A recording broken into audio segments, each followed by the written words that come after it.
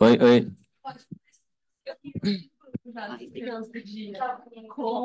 Oi, oi, oi.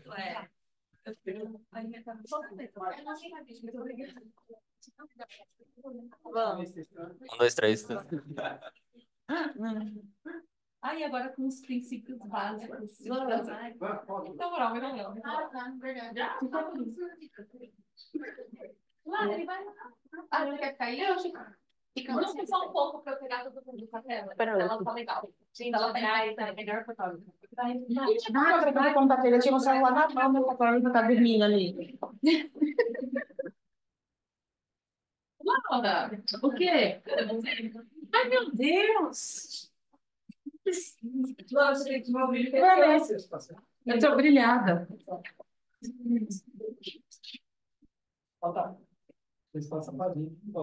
Telão, interação medicamentosa. Começa.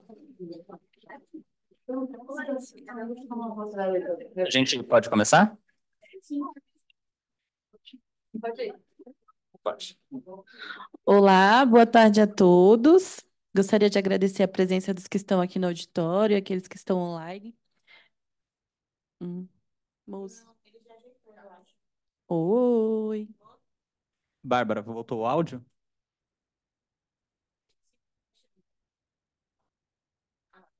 Voltou? Certinho? Então, ótimo. Hoje é a nossa primeira reunião científica, né, do ano de 2024. E o tema que os meninos vão trazer para a gente conversar um pouco, destrinchar mais, é os princípios básicos sobre a interação entre medicamentos, né? A gente que trabalha no hospital, a gente sabe qual a importância, né? Ainda mais nós farmacêuticos que trabalhamos todos os dias com medicamentos, né? Então, os meninos vão aí conversar um pouco mais sobre isso, tá? Eu vou apresentar a Larissa. A Larissa é formada em farmácia pela Universidade Estácio e pós-graduada pela Universidade Uniamérica em farmácia clínica. Agora nós temos o Maicon. O Maicon é formado em farmácia pela Universidade São Judas Tadeu e pós-graduado pela Universidade Oswaldo Cruz em farmacologia clínica. Sejam todos bem-vindos, que a gente tem uma boa aula, né? Oi, gente, então vamos lá começar?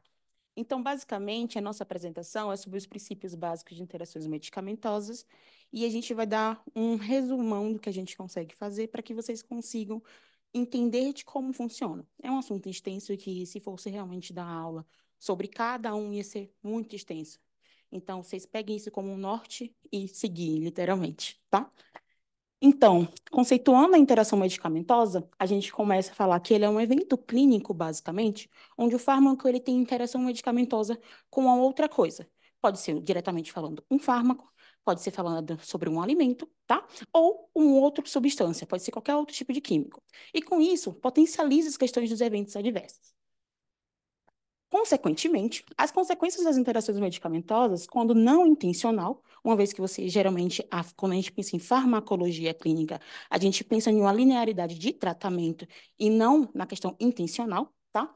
A gente pensa na questão primeira da falha terapêutica, uma vez que, por exemplo, um paciente que tem hipertensão usa um antihipertensivo e toma um tipo de uma substância, tipo álcool. Isso pode aumentar ou diminuir a questão do risco dele de tratamento. Então, consequentemente, também aumenta o risco de intoxicação, aumenta ou diminui a efetividade farmacêutica desse fármaco. Então, a gente pensa primeiramente falando nisso.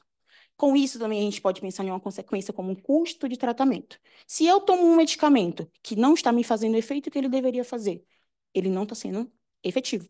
Logo, eu vou ter que incluir outro tipo de fármaco. Logo, isso aumenta meu custo de tratamento, tá? Tempo de internação, se a gente fala com um paciente internado, é um paciente que está tendo interação medicamentosa, geralmente são pacientes de polifarmácia, ele pode estar tendo, vamos dizer assim, interações que pode potencializar a condição clínica dele. Então, se isso não é pego pela gente, por exemplo, entre a questão dos atrasamentos, dos usos de medicamentos concomitantes, isso passa e aumenta a possibilidade de duração de internamento, o que a gente não quer, tá? Quando a gente pensa de internação hospitalar. Tem a questão da dificuldade de adesão ao tratamento, quando eu penso em um paciente polifarmácia em casa, e eu vou dar o exemplo, volto para o exemplo inicial, que é o paciente hipertenso, que usa um medicamento para hipertensão e está fazendo uso do álcool. Não está tendo o efeito esperado, logo ele vai dizer, então eu posso parar de usar o medicamento porque o medicamento não está fazendo efeito. E não é isso que a gente quer, tá? A gente tem que pensar nas consequências que isso pode trazer para o paciente.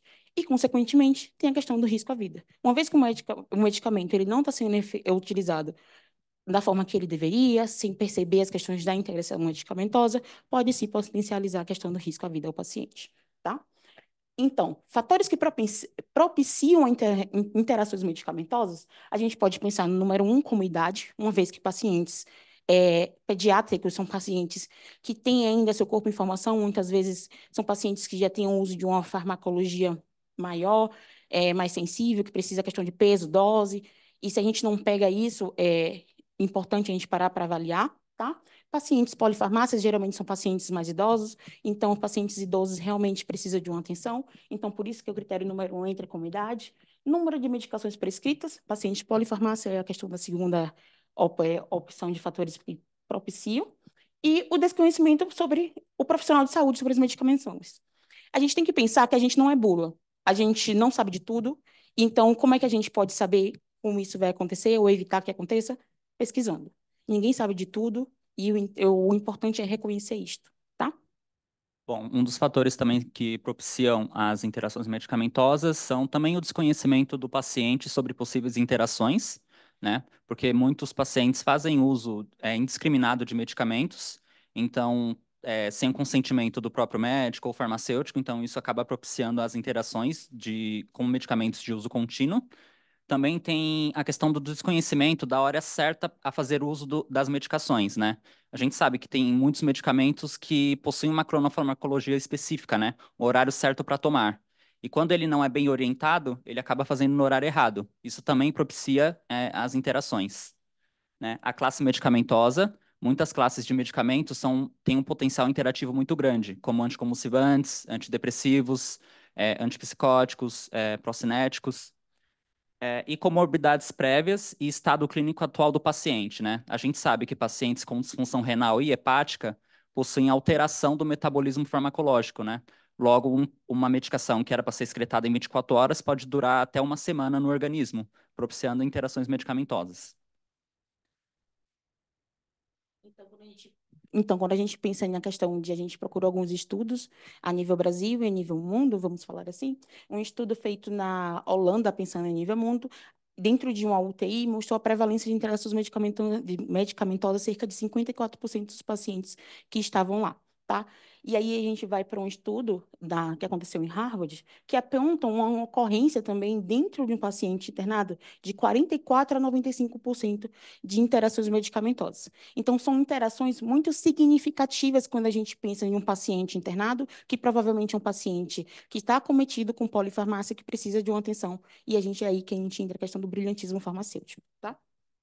Bom, um estudo feito no Brasil, observacional transversal, conduzido no ambulatório de doenças renais crônicas, mostrou que em 418 pacientes ocorreram em torno de 1.364 interações medicamentosas, né, desde interações básicas até mais graves, né, mais complexas.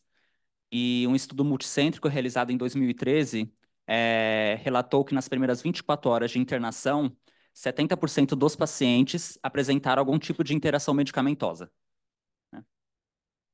Bom, e como são classificadas as interações medicamentosas? Tem três tipos de classificação. A primeira é o tempo de ação. Efeito rápido, onde ocorre nas primeiras 24 horas de uso dos medicamentos. O efeito tardio, que pode levar até uma semana para acontecer. Tem também relacionado à gravidade dos efeitos, né? Pode ser leve, o efeito da interação pode não afetar o paciente, não necessitando de alguma alteração no tratamento, apenas observação.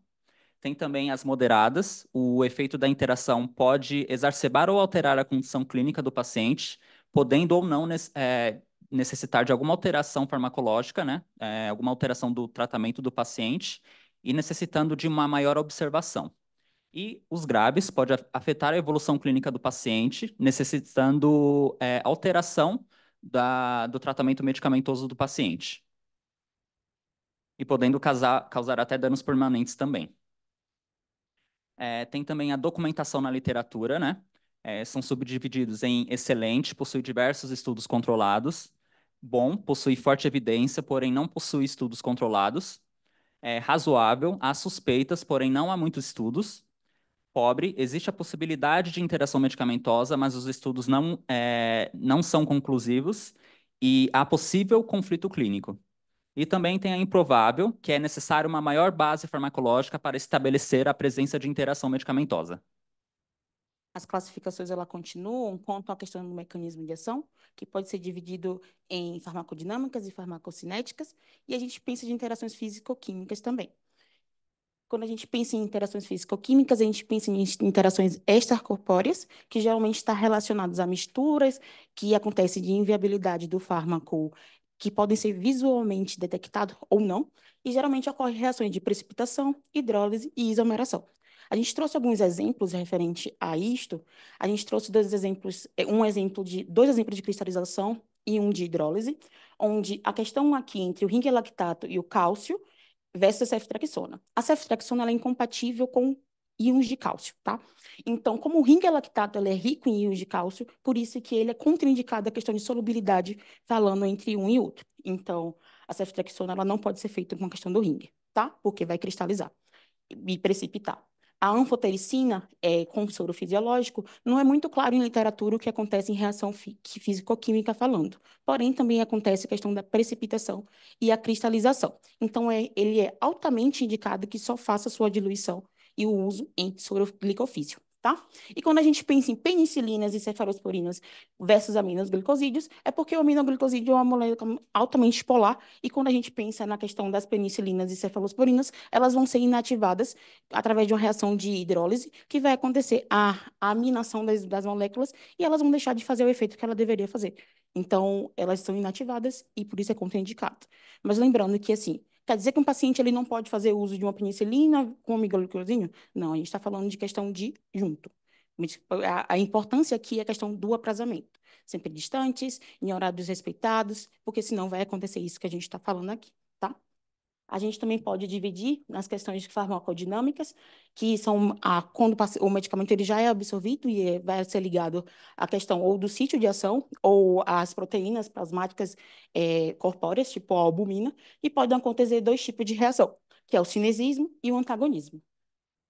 Bom, em relação ao sinergismo, é quando acontece um fármaco potencializa o efeito terapêutico do outro fármaco. Eu trouxe dois exemplos aqui, o azetronan com ceftazidima, que é um antibiótico, e o avibactam, que é outro antibiótico. Na literatura, eles estão sendo utilizados em combinação para tratamento de bactérias gram-negativas, multiresistentes. Quando aquele antibiograma sai com um monte de R, uma das opções é a combinação desses dois antibióticos. Eles são administrados no mesmo horário e, com isso, consegue combater, né, as bactérias gram-negativas. É uma opção. Outro exemplo também é o tratamento com antipertensivos, quando você associa diversas classes de antipertensivos para o tratamento do paciente, como, por exemplo, IECA, bloqueadores do canais de cálcio, diuréticos tiazídicos, alfa-bloqueadores. A associação promove uma diminuição da hipertensão, né?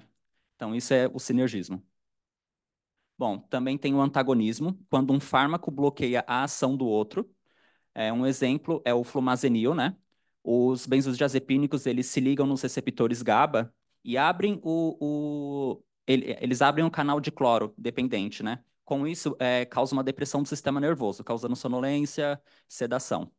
O flumazenil, ele atua no canal de GABA, bloqueando a ação dos benzodiazepínicos. Com isso, o canal de cloro ele não é aberto e no neurônio não entra cloro, né? Então, bloqueia a ação do benzodiazepínico. Ele é utilizado como antídoto para intoxicação com benzodiazepínicos, por exemplo.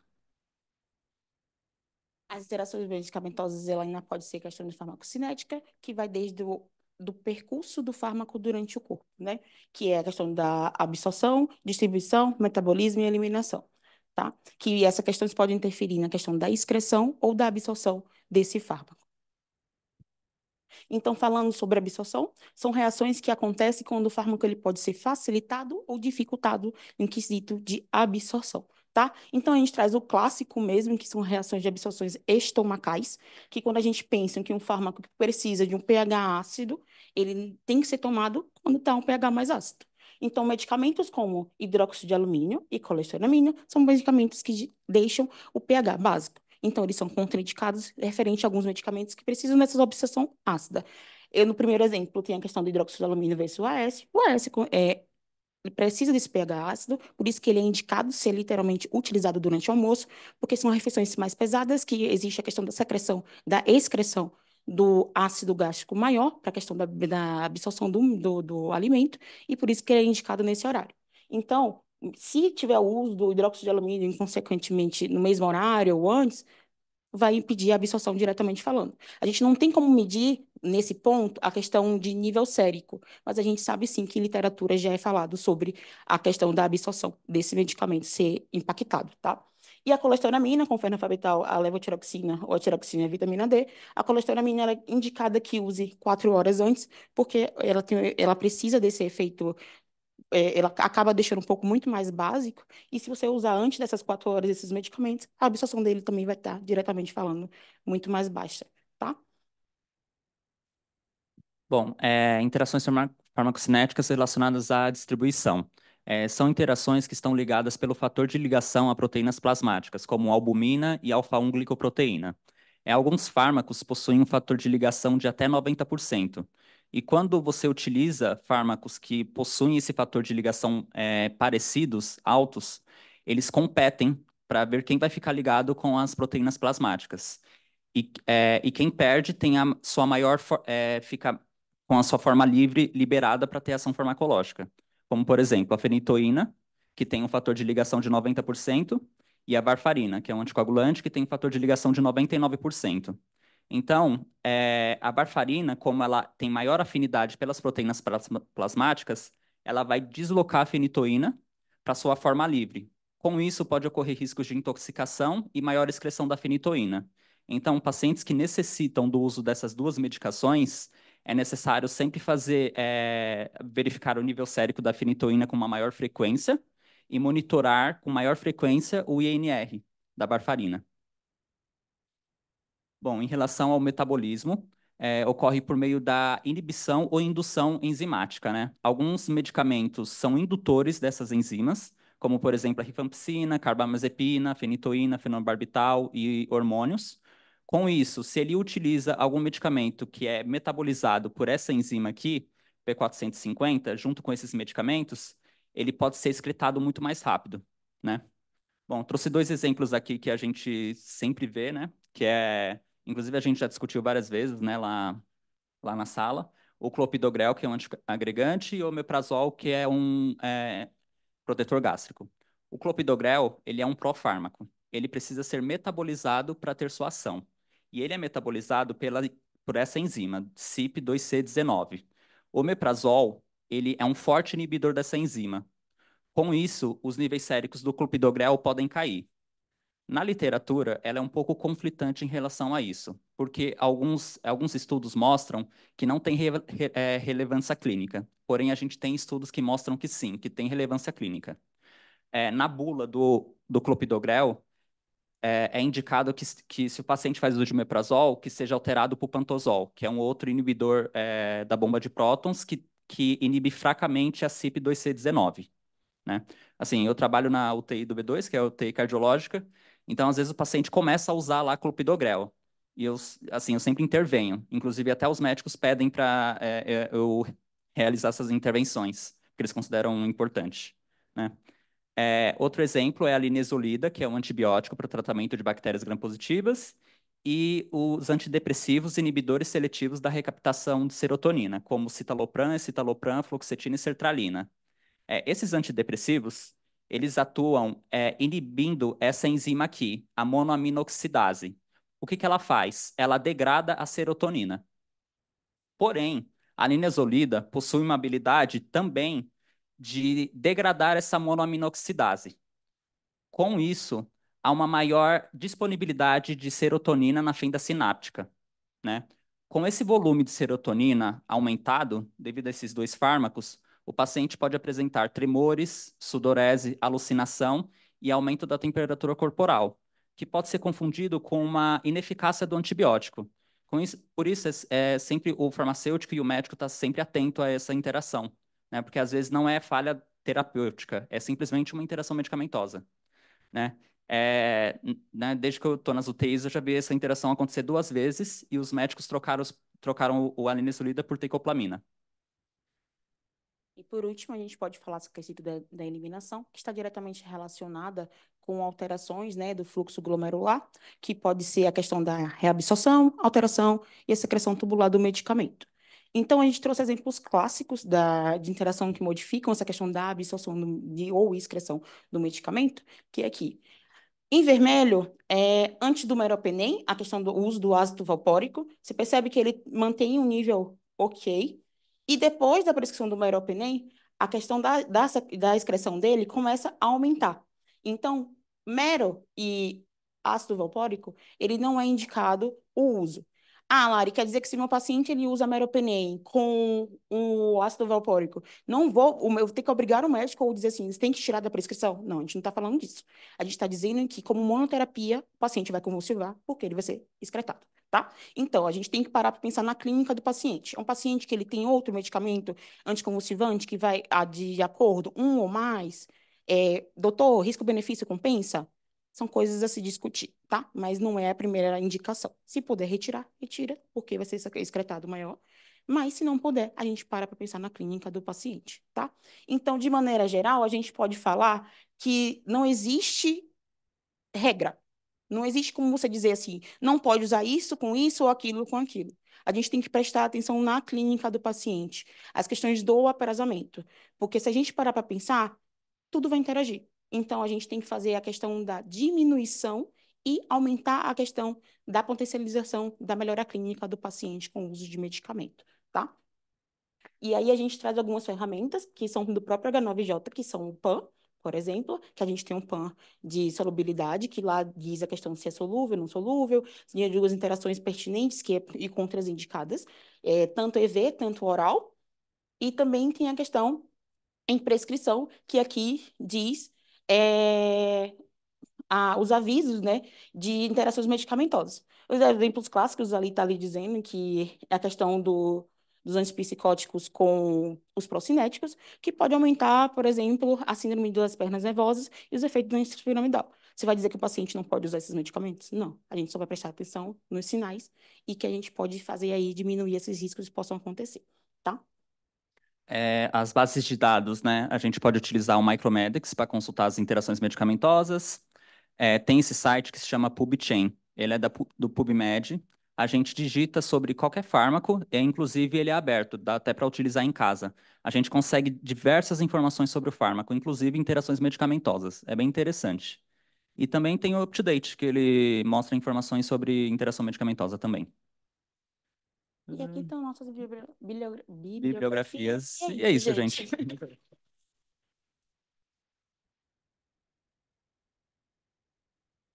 Gente, alguém tem alguma dúvida? Quer compartilhar alguma coisa? A Rússia. Deixa eu ter minhas dúvidas. Parabéns, foi excelente, vocês brilhando novamente, então foi muito bom, parabéns. A minha dúvida é em relação à tolerância. Qual é a tolerância, no sentido de que vocês citaram alguns trabalhos, onde foi visto que tinha 50% de interação, 70%, ou seja, isso está acontecendo o tempo todo agora com os nossos pacientes. Então, minha dúvida é, qual é a tolerância? Qual que é um ponto, assim, um ponto de atenção na hora que vocês avaliam? É uma pergunta. Uma outra pergunta é, você também citou, Lari, sobre o uso de drogas lícitas, que muitas vezes o paciente faz uso, mas muitas vezes é um paciente que tem doença crônica não transmissível. Então, como fazer o manejo para esses pacientes que têm aí uma outra doença que é o vício, né? Então, como tratar? E a outra pergunta vocês responderam, né? Qual que é o apoio à decisão? E vocês citaram aí as ferramentas, né? Então, minha pergunta é sobre os limites de tolerância e aqueles pacientes com essas doenças conhecidas com o uso de drogas lícitas, né? O que fazer? Vou começar pela questão dos pacientes de uso de drogas lícitas. Então, assim, eu acho que a questão do fortalecimento da atuação do farmacêutico, mesmo hoje em dia, que vem crescendo muito, deveria passar a ser realmente um pouco mais atuante, porque geralmente são pacientes que não vão dizer o que tem, o que não tem referente a drogas lícitas e ilícitas, vamos assim dizer, e a gente não foge um pouco do controle. A gente tenta ao máximo, né, compreender a questão social daquele paciente, abordar de uma forma mais, vamos dizer assim, enérgica, orientar, fazer orientações e acompanhamentos para que ele não fuja e acabe se prejudicando referente a isso. Eu acho que aí realmente é uma oportunidade no campo farmacêutico, que é algo que realmente vem crescendo, para melhoria de qualidade ao paciente falando, porque é muito improvável que a gente consiga chegar em todos as fendas que isso exista. Porém, eu acho que é uma oportunidade realmente de crescimento do farmacêutico fazer esse monitoramento aí. Eu sigo algumas páginas, né, Rose, sobre alguns médicos, principalmente infectologistas, que proporcionam tratamento para pacientes com HIV, né, positivo, e sempre tem aquele negócio, né, não pode misturar álcool com medicamentos. Claro, a gente não pode induzir o nosso paciente a fazer uso de bebida alcoólica, não é questão disso. Mas os antirretrovirais, eles demonstraram pouca interação com o álcool. Então, quando a gente chega no nosso paciente e fala que olha, se você vai beber o final de semana, você não precisa se preocupar em suspender o medicamento que ele não tem interação, mas orientar ele sobre o uso nocivo do álcool, né, ajuda ele a ter mais uma mente aberta sobre o uso dos medicamentos e você ajuda, você se aproxima do seu paciente, né, você não julga, né, porque não adianta a gente ficar falando para o paciente, ó, você não pode beber, você não pode comer besteira, porque ele vai continuar, todo mundo é ser humano, a gente tem que a gente tem que acolher o paciente, né? Então, assim, a gente também tem que se basear nas bases científicas, né? Tipo, por exemplo, o álcool tem pouca interação com os TARVs, né? Que são utilizados pro HIV. Então, a gente precisa ficar limitando o paciente, falar, ó, se você tomar álcool junto com os medicamentos antirretrovirais, você vai, sei lá, você vai morrer. Não, não Até é porque, assim a ideia. sim, É uma doença que é a vida inteira. mas a questão social impacta diretamente relacionada a isso, né?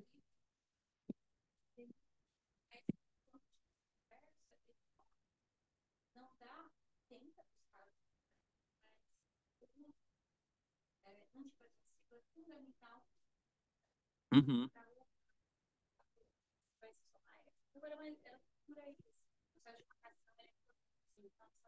Isso. A Bárbara está perguntando se depois vocês querem compartilhar com elas, com a equipe, tá? A apresentação. A Claro. Vivi Pode tem uma ser. pergunta. Questão de vivência também. É, né, a gente vê aí a questão dos antibióticos, enfim, N medicação, e eu trabalho já com a destruição celular. Então, essa questão, ela está no paciente de N patologias. Então, quando eu vou e oriento o paciente, eu converso muito com ele também sobre essa questão. Geralmente, se eles perguntam, né, se ele pode consumir o álcool. Eu falo, qual é o tipo do álcool que o senhor quer consumir? Qual é a quantidade do álcool que o senhor consome? Então, assim, a gente orienta o senhor todo dia, qual é a quantidade, o senhor está fazendo uma quimioterapia. Então, assim, se puder, nesses primeiros dias, segurar a onda um pouquinho para esperar, ver como o seu organismo vai reagir, porque tem muito efeito colateral. Então, assim, a gente pede para que ele se conscientize também, e ele é uma pessoa integrante, né, do tratamento, nada mais, ele é o principal, então ele tem que querer aquela resposta e responder aquilo. Então eu sempre potencializo isso com ele, falo assim, ó, é uma quantidade pequenininha, quer experimentar um pouquinho, né, um cálicezinho, ok, não todo dia, espera uns dias, vamos ver como o senhor vai reagir, aí a gente conversa dessa questão.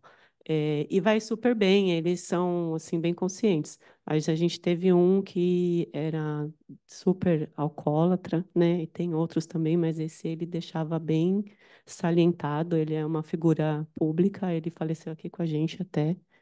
E ele não vinha fazer quimioterapia porque ele bebeu muito no dia anterior e ele faltava nas sessões. Então, a gente ligava para a cuidadora e ele não vinha porque ele estava dormindo porque ele bebeu demais no dia anterior. Então, assim, era difícil conciliar tudo e foi uma escolha dele, por mais que conversava, explicava, o médico Sim. junto, mas ele falava que era da forma que ele achava melhor para ele. E não É, tinha muito como agir, né, nessa situação, é dia porque a as dia, drogas lícitas, né, tipo álcool, né? cigarro, essas coisas são ligadas às questões sociais, né? Tipo assim, se eu vou sair com meus amigos, eu preciso socializar. E tá internalizado muito em sociedade a gente pensando. Então é muito difícil abdicar disso. Por mais que o paciente, às vezes, ele tenha consciência de quem ele é, do que ele precisa, a internalização que da socialização ele precisa disto é conflitante. Então, é por isso que a questão de, assim, a gente tem que parar para ser humano, entender. A gente está falando de um paciente realmente viciado, um paciente que usa aquele tipo de substância para a questão social, entender e orientar e direcionar. Que isso é o papel do farmacêutico em sociedade em relação às questões de interações medicamentosas E ou essa interações com questão substância. de droga, né, de bebida, eu falo que isso já vem do que a criança observa, né? Então, eu vejo que quanto mais as crianças são expostas a uma família que já consome uma quantidade grande, ela vê e ela participa daquilo, é potencial para que ela também já cresça achando que aquilo é saudável para ela, né? E não é para ninguém, né? O excesso de tudo não é bom para ninguém. Então, achei bacana, tá bom, pessoal? Obrigada. Obrigada, Vi. Obrigado. Bárbara, você quer abrir o áudio?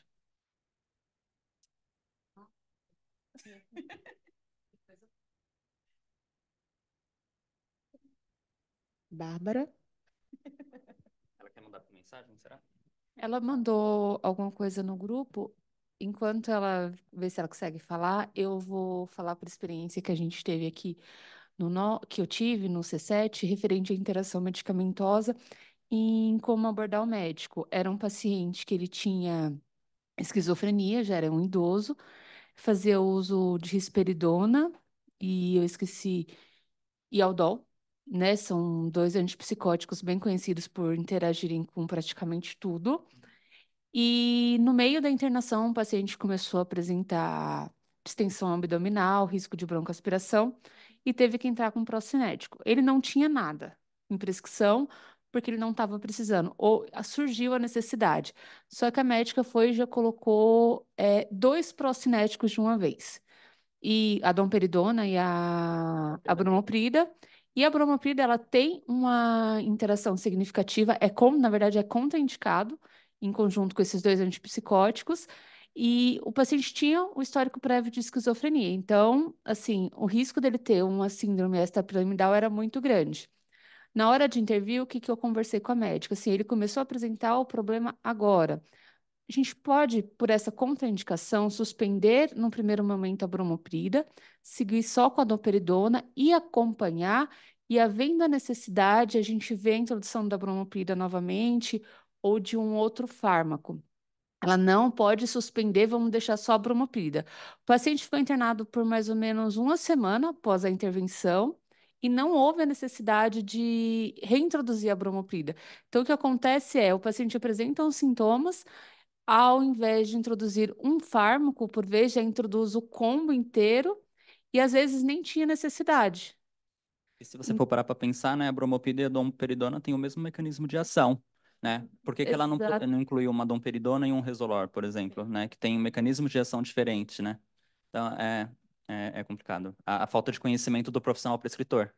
E aí é na hora que são as principais interações, principais intervenções que a gente Isso. faz, que é mais significativo, aquele momento que a gente se sente o É, farmacêutico. é. Eu queria compartilhar uma coisa também que aconteceu essa semana. Como eu tô cobrindo o TMO, tô no S4, Fabi, volta, tá bom? A gente tá com saudade. Volta, Fabi! Brincadeira. Eu tava lá no TMO e a Nutri veio conversar comigo. Falou assim, eu fui no quarto do paciente e a mãe me falou que eu não posso, para eu rever o horário do suplemento, porque o paciente faz uso de Revolade. Aí, enfim, não sabia. Fui procurar. o suplemento que esse paciente usa tem cálcio e o Revoleide interage com cálcio. Então, o que que o Micromedex recomenda? Que seja 2 horas antes ou 4 horas depois de algum alimento que contenha cálcio. Então, assim, vivendo e aprendendo, né? Agora a gente já sabe que o Revoleide tem interação com cálcio. Sim. Exato. Alguém tem Alguém mais mais alguma alguma experiência para dúvida? compartilhar? Não? A gente vai. Na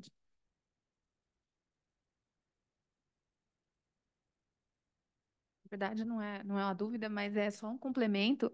Acho que esse caso que a Nath trouxe é muito relevante e é de encontro que eu ia comentar. A gente tem muito essa questão do Micromedics ajudando a gente, mas a gente precisa lembrar que são os medicamentos padronizados. Então, a gente precisa redobrar nossa atenção quando está prescrito como medicamento especial. Porque aí são duas situações. Tanto o médico não está tão acostumado a prescrever, porque muitas vezes é uma cópia da reconciliação, às vezes ele coloca lá e nem sabe para que que é, mas o paciente usa, ele põe. E a gente também, às vezes não é um medicamento que a gente está tão habituado. Então, eu acho que vale aí um olhar até mais atento para tudo aquilo que é medicamento especial. E sempre que possível, cruzar as interações da prescrição inteira sempre que tiver um não padrão na prescrição, que é de relevância. E em relação ao exemplo que vocês deram de Meronem com ácido valproico, eu já peguei um caso aqui no 9, há um tempo atrás, era exatamente o Dr. Pinhatari. Eu lembro que na ocasião ele era o médico. Importante. Ele era o médico e ele prescreveu o meropenem e o paciente usava ácido valproico. Na época foi feita a intervenção, ele não aceitou porque ele disse que ele nunca tinha visto aquilo acontecer. E, obviamente, interação tem a chance de acontecer ou não. E aconteceu. Então, assim, o paciente dele chegou a convulsionar, a dosagem sérica do ácido valproico ficou minimamente detectável, e eu lembro bem do relato dele falando que a partir daquela situação que tinha acontecido, ele ia ser um dos primeiros a não mais prescrever, porque ele tinha evidência real do que realmente era uma interação daquela. Então, é o quanto é relevante, né? A gente mudou a cabecinha ali de um profissional extremamente capacitado na área dele. Então, vale a pena a intervenção. Inclusive, E os pacientes sindrômicos da USP, o ano passado, teve uma reinternação do Matheus, porque ele foi para casa fazendo uso de meropenem e ele fazia uso de anticonvulsivante. E ele reinternou justamente por isso. Acho que foi a última reinternação dele. exato. E um outro caso também, né, até virou uma análise de causa raiz. Foi uma situação do ambulatório, onde a gente teve uma paciente que foi fazer consulta no nosso ambulatório. Era uma paciente neurológica crônica, mas ela foi fazer uma consulta com a gastro. E aí foi identificado um H. pylori, então adivinha, né? Ganhou um antibiótico junto com protetor gástrico e era uma paciente de uso crônico de carbamazepina. Os relatos são que a família avisou o médico que usava a carbamazepina, porque geralmente quem usa já sabe que tem várias interações, e o médico não teve a devida atenção e manteve a prescrição. A paciente teve crises convulsivas sequenciais, foi bem ali no período do Natal, o paciente veio via PS, precisou internar, dosagem sérica de carbamazepina altíssima, nível tóxico. Paciente, resumindo, passou o Natal e Ano Novo no hospital por conta de uma interação medicamentosa gravíssima. Então, a gente precisa, né? A família tinha a orientação, né? Fez o alerta para o profissional e não foi aceito. Então, a gente também tem esse outro lado onde a gente precisa, né? Alcançar e mudar esse cenário, porque a informação está aí, ela é relevante.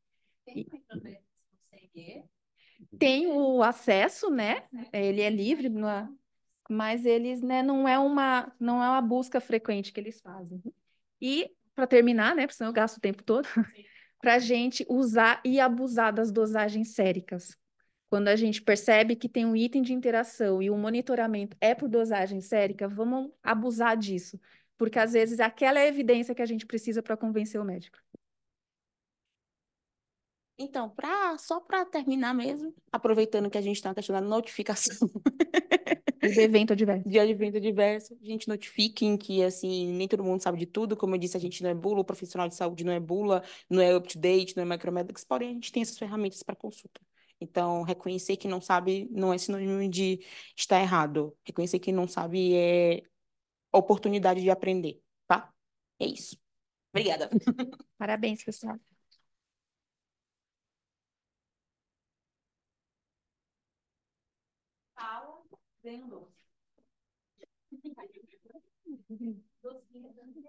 Ah, é verdade.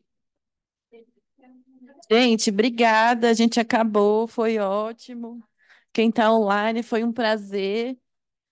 Obrigada, viu, gente? Docinho.